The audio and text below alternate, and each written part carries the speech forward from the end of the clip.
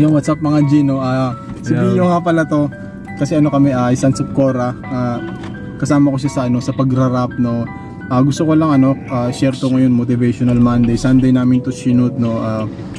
Nagkaroon ulit ng service, no. Kasi si Bio, disciple ko to since 2019. Nakikita ko siya dati noon. 2019 sa yan. Dati talaga, no. Kukwento ko lang, no.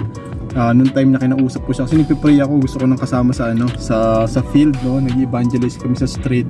So wala akong mga nire-recruit ko para mga tamad nung time na yon. So mga kakilala kong talagang nag-share din ng gospel. Tapos walang available. So siya, nakita ko siya. Ang lungkot niya noon. Ang lungkot niya noon. Ang lungkot niya noon. Tapos sabi ko bro, baka gusto mo sumama sa namin, sa pagpi-field namin.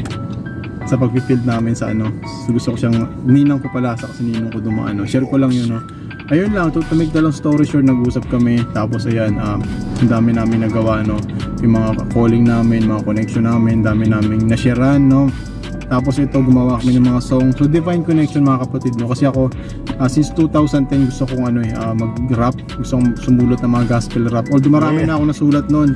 Tapos siya, nanood ka noon di ba? Yung sumali kami rap contest sa inyo. Rap contest yun ng Crazy Family Blind Rhyme. So dati talaga hilig ko na talaga yung magkakanta.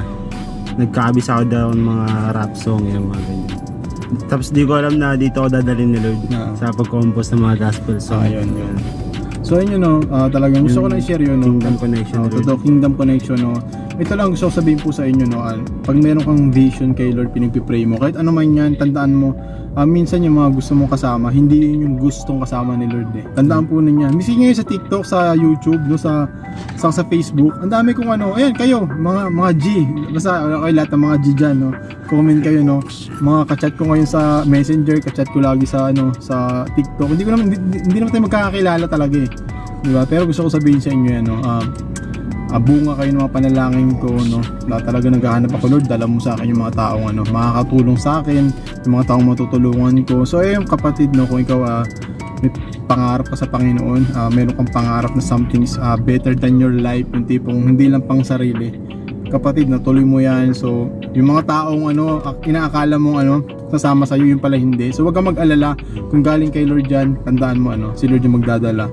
So ayun, God is the God of suspense, Si God maraming surprises. So kasi minsan yung mga plano natin sablay pala So mas maganda yung yung plano ni Lord. So yun lang kapatid, kita tayo next Monday. God bless. Si Bio pala, follow nyo rin siya, Sons of Cora. So God bless. Thank you.